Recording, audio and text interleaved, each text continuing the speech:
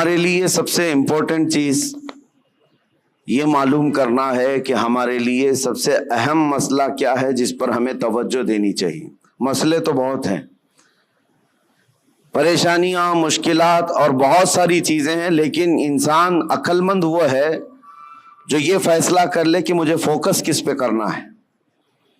جس دن اسے یہ سمجھ آ جائے گی کہ پریشانیاں تو 100 ہیں، 150 ہیں، 200 ہیں، لیکن ان میں سے اہم چیز کیا ہے، تو میں سمجھتا ہوں وہ حل سمجھ جائے گا اور وہ اپنے وقت کو اور اپنے انرجی کو، اپنی زندگی کو ضائع نہیں ہونے دے گا۔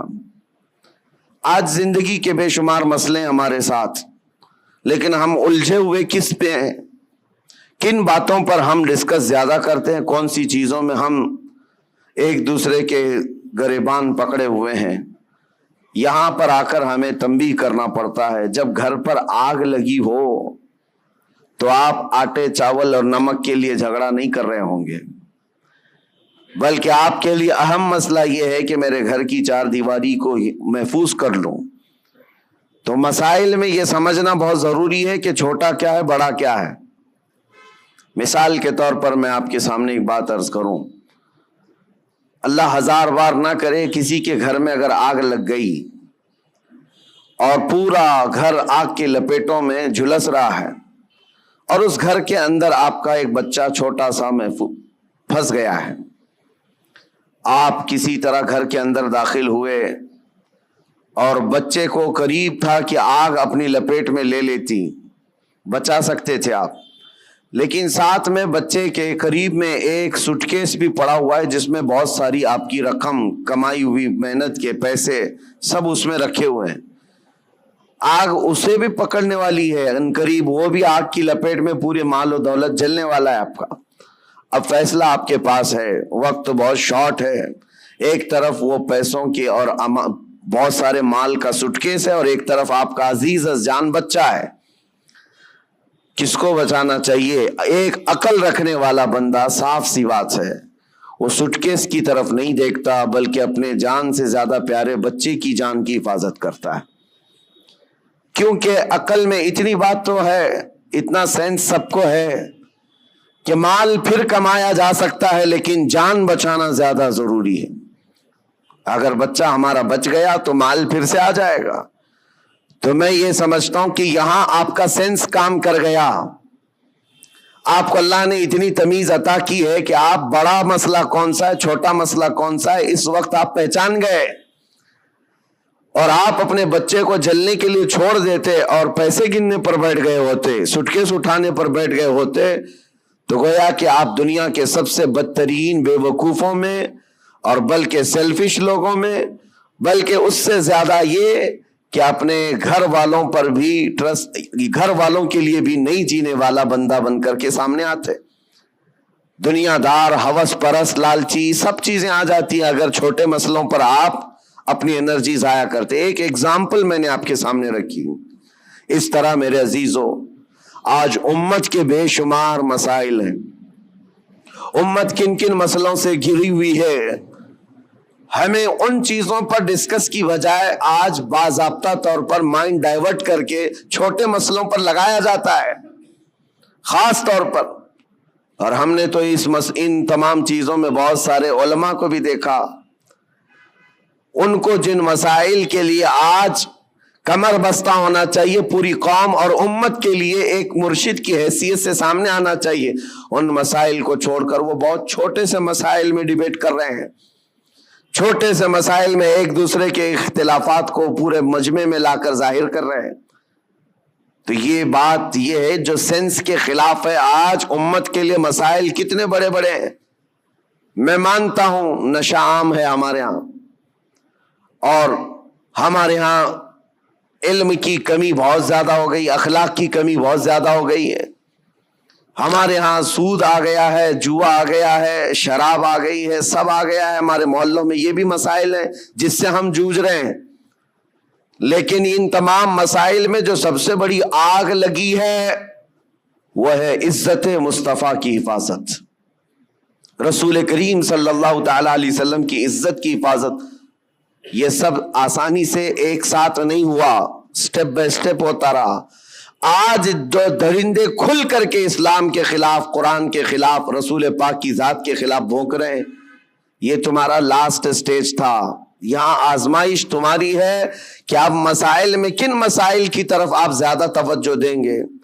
تمہارے لیے سب سے بڑا مسئلہ تمہارا دین ہے، تمہارے نبی پاک کی عزت ہے، جان ہے وہ جہان کی، جان ہے تو جہان ہے، پوری کائنات کے لیے وہ جان ہے۔ اگر ان کا نام سلامت ہے تو ہم سب کی زندگی سلامت ہے، کیونکہ اللہ تعالیٰ کا وعدہ ہے ہمارے ساتھ کہ دنیا میں تمہیں کس لیے بھیجا گیا ہے، وہ رسول پاک کی امانت بنا کر، امت بنا کر بھیجا گیا ہے۔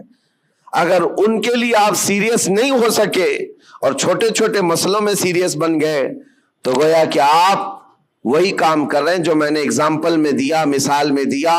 گھر پر آگ لگی، آپ اپنے بچے کو بچانے کی بجائے اپنے مال کی طرف دیکھ رہے ہیں۔ آج میرے عزیزو، کیا اختلافات اس قدر نہیں عام ہو گئے ہمارے ہاں تو وہ بھی معاملات ہیں کہ ماں اور بیٹے کے اختلافات اتنے زیادہ کہ دونوں کورٹ میں جا چکے ہیں، صرف چھوٹی سی بات کو لے کر۔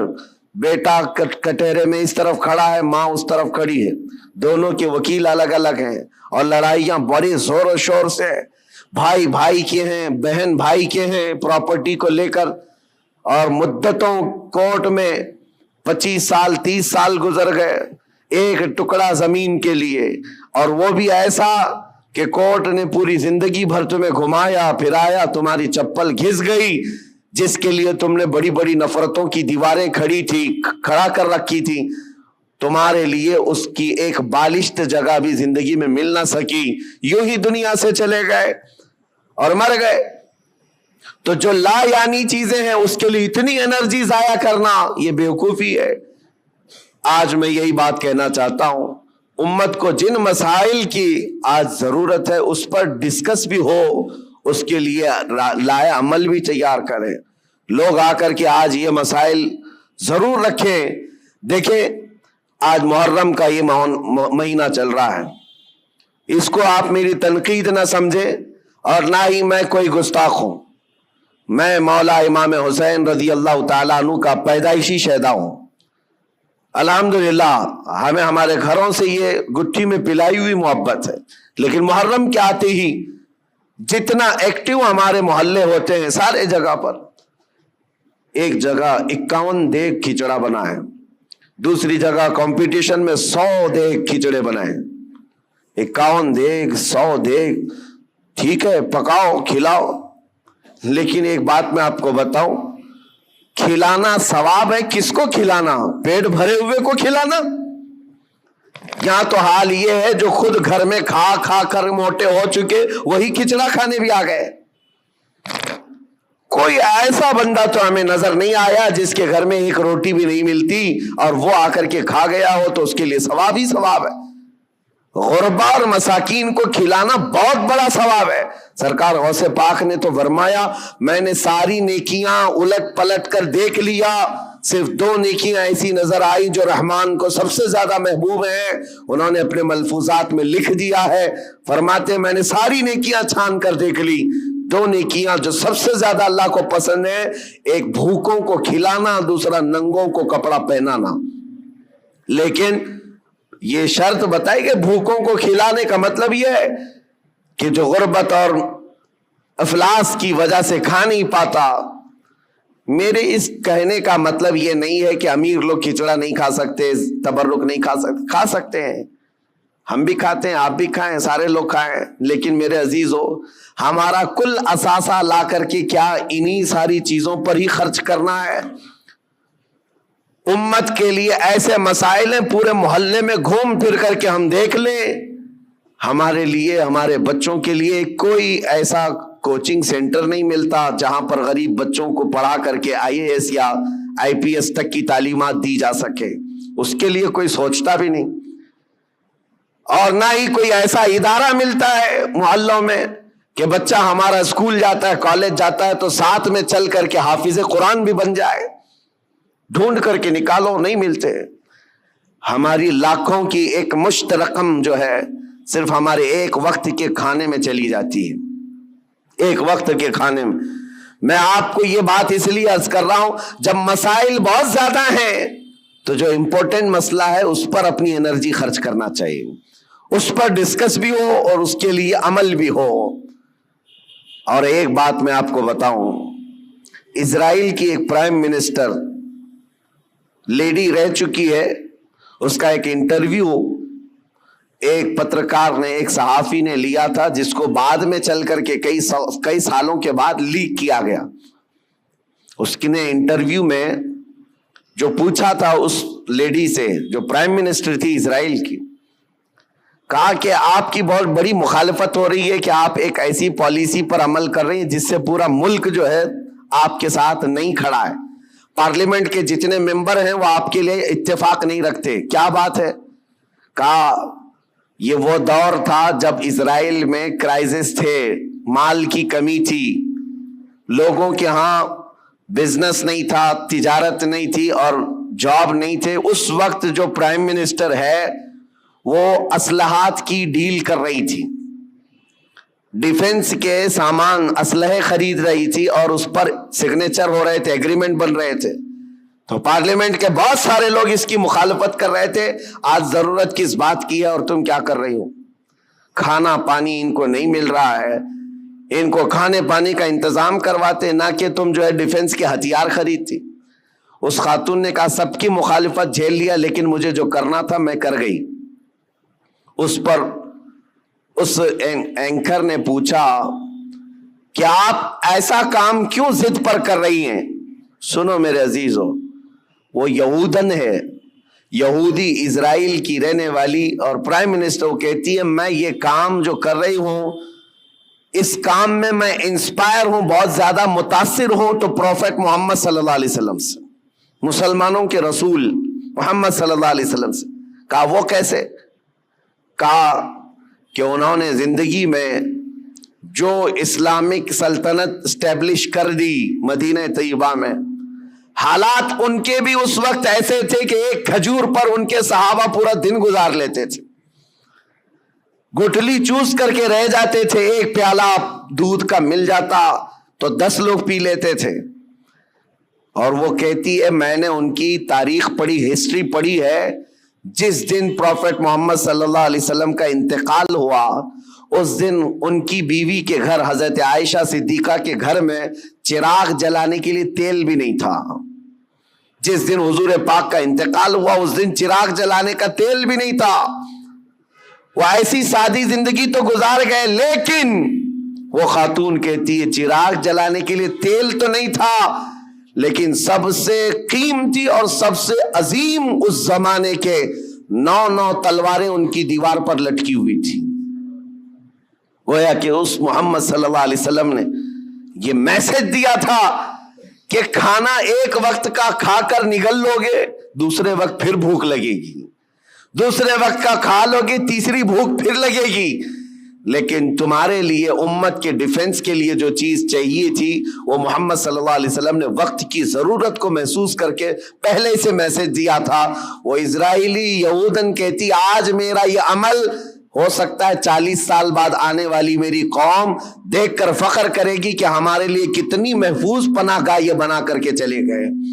میرے عزیزو، میں تعریف کے لیے نہیں کہہ رہا، بات یہ کہہ رہا ہوں، یہ ہوتی ہے قوموں کی تعمیر۔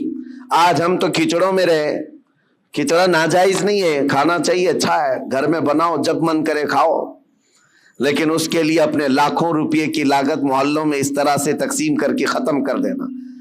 ہاں اس کو حق بنتا ہے وہ حلوہ بھی کھائے، کھچڑا بھی کھائے، لیکن ساتھ میں امت مصطفیٰ کے مستقبل کے لیے عمارت بھی کھڑی کرے، اس کو یہ حق بنتا ہے۔ میرے عزیزو، مجھے ایک بات یاد آتی ہے، ہمارے ایک استاد، ان کی یہ سوچ تھی، وہ مثال کے طور پر میں عرض کر رہا ہوں، ہمارے ایک ساتھی نے ہماری شکایت کی کہ حضرت جو کپڑے پہننا ہے سارے طلبہ کو، اس کے علاوہ ایکسٹرا یہ کپڑے پہن لیتا ہے میرے بارے میں۔ کہا یہ صدری پہن لیا یا جاکٹ پہن لیا، کہا جو سٹوڈنٹس طلبہ پہن رہے ہیں اس کے علاوہ ایکسٹرا یہ۔ تو انہوں نے کہا کہ بالکل میں سب کو برابر دیکھنا چاہتا ہوں، کس کو کیا پہننا چاہیے. اور اس کے بعد انہوں نے ایک جملہ کہا تھا ان کو شکایت کرنے والوں کو، کہا اس کی طرح 4 صفحے سبق تو بھی سنا دے اور تو بھی ایسی کپڑے پہن لے. ہاں اگر کسی کام میں تم پورے اترے ہوئے ہو اور دوسرا تمہاری دیگر ضروریات بھی پوری کر رہے ہو تو کوئی مسئلہ نہیں. میرے کہنے کا مطلب یہ ہے کہ آپ بڑی بڑی نیازیں کریں، لیکن اس وقت جب امت کی مستقبل کی ضروریات پوری ہو رہی ہو پھر کھانا بھی کھلائیں، دیگیں بھی چڑھائیں، اچھا ہے، عرس بھی کریں. یہاں حالات تو یہ ہے کہ ہم یتیمی کے حالت میں آ گئے ہیں آج.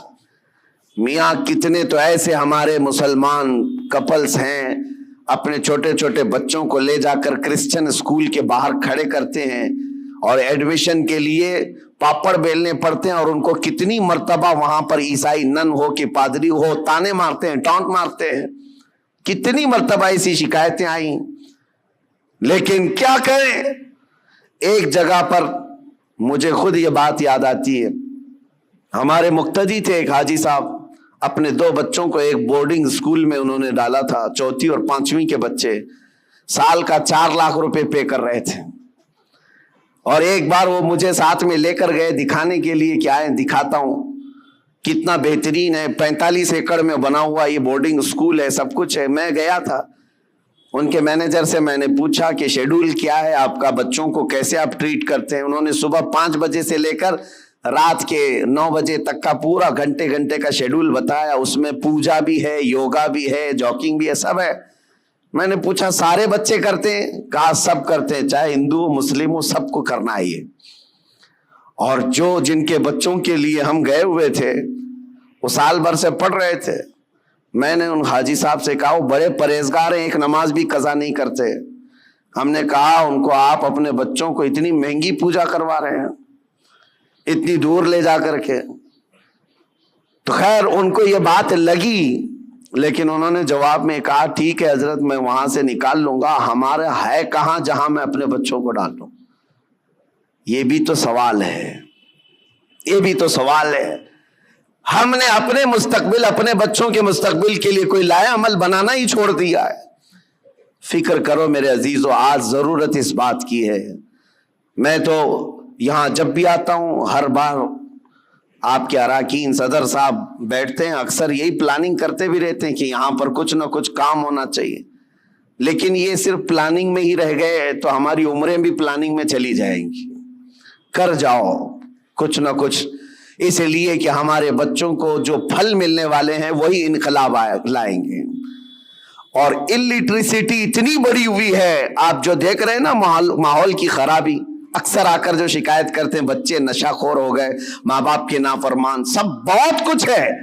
لیکن سب کا علاج یہ ہے کہ ان کو علم دین اور علم دنیا سے روشناس کرائیں، اس لیے کہ علم تہذیب لاتا ہے، اخلاق لاتا ہے.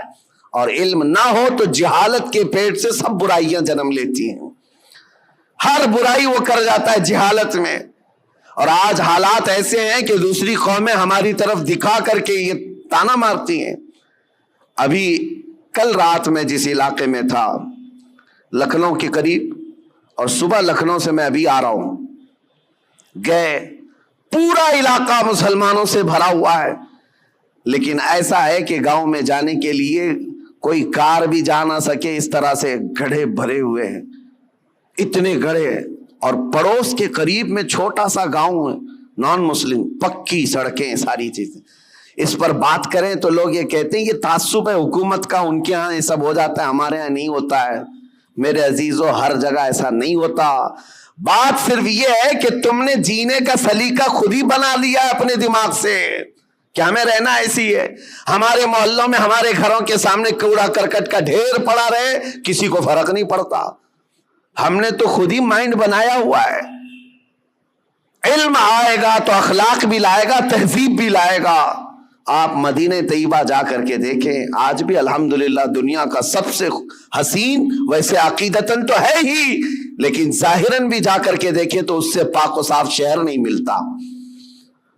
یہ نبی پاک صلی اللہ تعالیٰ علیہ وسلم کی وراثت ہے جو ہمیں وہاں آج بھی نظر آتی ہے. ارے گلیوں میں چلو تو بھی خوشبو آتی ہے. یہ صرف عقیدت اور روحانیت کی بات نہیں کر رہا ہوں، انہوں نے خوشبو آرٹیفیشیل بھی بنا کر کے رکھی ہوئی ہے کہ کوئی گزرے تو اس کو یہاں کہیں مہک نہ آنا چاہیے، کیونکہ مدینے آئے تو بندہ یہ اخلاق لے کر کے جائے کہ میرے نبی پاک صلی اللہ تعالی علیہ وسلم صفائی کے لیے اور کس قدر اپنی امت کو پاک کرنے کی فکر رکھتے تھے۔ آج یہ سب مسائل پر ہمیں انرجی لگانے کی ضرورت ہے، لیکن ہم کن چیزوں پر پڑے ہوئے ہیں؟ ہم تو چھوٹی چھوٹی سی باتوں پر، ارے 2 گھڑے پانی اگر ہم کو نہ ملے تو ہم تو پینچے چڑھا کر کے جھگڑے پر آ گئے ہیں۔ ہم کو اگر چھوٹی سی زمین کا مسئلہ ہو تو ہم 25 سال بھی لڑنے کو تیار ہیں۔ یہ مسائل نہیں ہیں۔ اور اسی طرح سے جو سوشل میڈیا پر آج مناظرے کا اڈا بنا ہوا ہے، ایک جماعت اس جماعت پر، اس جماعت کو اس جماعت پر، اور ابھی ایک مولانا صاحب نے مجھ سے یہ شکایت کیا، کہا کہ کچھ لوگوں نے ہمارے خلاف ایسا بیان کر دیا کہ اس مسجد میں نہ جائیں، یہ امام صاحب کے پیچھے نماز نہیں ہوگی۔ ہم نے پوچھا کہ کیا ان کو تکلیف کس بات کی ہے؟ کہا وہ ایسا ہے کہ سلسلے کی لڑائی ہیں، وہ دوسرے پیر صاحب کے مرید ہیں، ہم دوسرے پیر صاحب کے مرید ہیں، لیکن اس سلسلے کی لڑائی سے ہم نے پوچھا کیا وہ سنی ہے؟ کہا وہ بھی سنی ہے، آپ سنی ہیں، آپ بھی سنی ہیں، اور دونوں اعلیٰ حضرت کے شہدائی ہیں۔ کہا پھر جھگڑا کس بات کا؟ کہا نہیں، وہاں سب میرے خلاف ان لوگوں نے یہ بات کر دی ہے کہ ان کے پیچھے نماز نہیں ہوگی اس لیے کہ یہ اشرفی ہیں، یہ فلاں ہیں۔ میں نے کہا یہ تو غنیمت ہے ان لوگوں کو، سوچے عیسائی تو نہیں ہے۔ اتنا تعصب بھرتا ہے تو جہالت سے بھرتا ہے۔ اور کن مسائل پر آج تم لگے ہوئے ہو؟ یہاں تو پوری آگ لگانے کے لیے درندے کود رہے ہیں اور تم اپنے آپس میں گریبان پکڑے ہوئے ہو۔ کیا آپ کو پتا نہیں ہے ہماری پوری جینوسائیڈ کرنے کے پلان بنے ہوئے ہیں، نسل کشی، نسل ختم کرنے کے معاملات چل رہے ہیں، ہماری پوری ناگرکتا، ہماری سٹیزن شپ ختم کرنے کی بات، آئندہ چل کر کے ان کو ووٹنگ پاور تک نہ رہے، یہ پلان ہے سب چیزیں۔ وہ سب چیزوں کو چھوڑ کر کے ہم تو کن مسائل میں الجھے ہوئے ہیں۔ اسی لیے کسی نے کہا، اگرچہ محاورہ ہو، تاریخ سے اس کا تعلق ہے یا نہیں، لیکن یہ بات مجھے لگتی ہے کہ بغداد میں جب ہلاکو حملہ کرنے آیا تھا اور پورے بغداد کی اینٹ سے اینٹ بجا دیا تھا، تباہ کر دیا تھا اس نے، پورے بغداد میں 2 لاکھ سے زیادہ لاشیں بچھائی گئی تھی بغداد شہر میں۔ لیکن یہ ایک محاورتاً یہ بات کہی جاتی ہے، جس وقت ہلاکو بغداد پر حملہ کرنے آیا ہوا تھا اس وقت 2 جگہ جماعتیں مناظرہ کر رہی تھی مسواک کے بارے میں، 4 انچ کی ہونی چاہیے کہ 3 انچ کی ہونی چاہیے۔ یہ تاریخ سے اس کا تعلق ہو یا نہ ہو، لطیفے کے طور پر ہی کیوں نہ ہو، لیکن بات میں یہ کہتا ہوں اسی کی مثل آج چیزیں کی جا رہی ہیں۔ جو اہم مسائل ہیں ان کو چھوڑ کر کے جو چھوٹے مسائل ہیں ان پر ہماری پوری انرجی ختم کی جا رہی ہے۔ آج کئی مدعے ہیں اس طرح کے بات کرنے کے، لیکن میں صرف اتنا کہنا چاہتا ہوں کہ آج اللہ تبارک و تعالیٰ نے آپ کو عقل سلیم عطا کیا ہے تو فیوچر پلاننگ کریں اپنے بچوں کے لیے اور کچھ نہ کچھ ایسی چیزیں کر جائیں۔ ایک بات اور بتاؤں، بہار میں اتنے جلسے ہوتے میں 365 دن بھی تاریخ دے دوں تو بھی کم ہے ان کے لیے۔ ہم ابھی 2022 کی بات کر رہا ہوں، بہت بڑے جلسے میں گئے، لاکھوں کا خرچہ کرتے ہیں، پوری رات بھر جلسہ ہوتا ہے۔ ایک رپورٹر تھے جنہوں نے انالائز کیا تھا، وہ ہمارے پاس ایک رپورٹ لا کر کے بتایا کہ حضرت پورے سال بھر میں ایک ہی اسٹیٹ بہار میں 4000 جلسے ہوئے، 4000 جلسے، اور وہاں کے رات بھر چلنے والے جلسوں کو میں نے بہت قریب سے دیکھا ہے کہ اس قدر وہاں پر اہتمام کے ساتھ جلسے کرتے ہیں۔ میں جلسوں کا مخالف نہیں، ٹھیک ہے، دین پھیلانے کا ایک ذریعہ ہے، لیکن ہوتا کیا ہے، انہوں نے کہا کہ کم از کم ایک جلسے میں 5 لاکھ روپے خرچ ہوتے ہیں، اس سے کم نہیں، بلکہ زیادہ سے زیادہ ہم نے دیکھے 10-10 لاکھ 15-15 لاکھ ایک رات کے جلسے میں وہ لوگ خرچ کرتے ہیں۔ منیمم 5 لاکھ روپے خرچ کے حساب سے 4000 جلسوں کا جب یہ رپورٹ نکالی گئی تو انہوں نے سال بھر میں ایک ہی اسٹیٹ میں، یہ غریب لوگوں کی بات کر رہا ہوں، 2000 کروڑ روپے خرچ کیے، 2000 کروڑ روپے راتوں میں یہ خرچ ہوئے ہیں۔ لوگوں کو اگر ایسا لگتا ہے کہ میں جلسوں والا آدمی، مقرر آدمی، روزانہ ادھر ادھر گھومتا ہوں، میں صاف آج اعلان کرنا چاہتا ہوں میرے عزیزوں، میں ایک جگہ بیٹھ کر کے جو پیغام پہنچاتا ہوں اللہ کا فضل ہے، لاکھوں اس کو ویسے ہی سن لیتے ہیں۔ بہت بڑے اسٹیج لگانے کی، کانفرنس کرنے کی ضرورت نہیں، اور نہ ہی میری کوئی خواہش ہے، اور نہ ہی میں کہیں پر نذرانے یا لفافے طے کر کے جاتا ہوں، میرا معاملہ ہے نہیں، لیکن دل دکھتا اس بات پر ہے۔ تو 1000 کروڑ روپے سال بھر میں ایک اسٹیٹ کے اندر خرچہ ہو گئے، ٹھیک ہے، دین پھیلانے کے لیے آپ نے کیے، لیکن دوسری طرف آپ پورا ڈھونڈ کر کے نکالو، مسلمانوں کے لیے ایک یونیورسٹی بھی نہیں ہے پورے اسٹیٹ میں، ایک بھی نہیں ہے، اور ایک چھوٹی سی جماعت جو 0.5 میں جن کا پرسنٹیج آتا ہے ہندوستان میں، وہ ایسے دھرم کے لوگ جن کی تقریباً 11-12 یونیورسٹی ایک ایک اسٹیٹ کے اندر یا پورے ہندوستان کو ملا کر، یونیورسٹی کی بات کر رہا ہوں، چھوٹے کالج کی بات نہیں کر رہا ہوں۔ تو کیا یہ باتوں پر مجھے رکھنا نہیں چاہیے؟ یہ کوئی میں لفاظی نہیں کر رہا ہوں، کہاں تمہاری رقم جا رہی ہے اور کن مسائل پر انرجی خرچ کر رہے ہو؟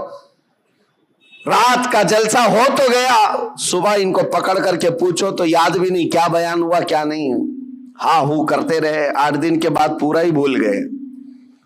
پھر کیا بہت بڑا کام کیا دین کا، کون سی تبلیغ کیا؟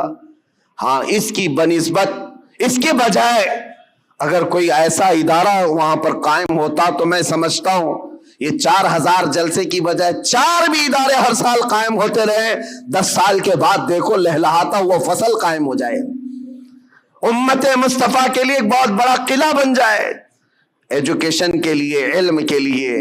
اسی لیے میں یہ دعوت آج پیش کرتا ہوں کہ اپنی انرجی ایسی چیزوں پر ضائع نہ کرو جو وقت کی ضرورت نہیں ہے، ان چیزوں میں اپنا ایک ایک روپیہ خرچ کرو جو امت مصطفیٰ کے فیوچر کے لیے اچھا ہو۔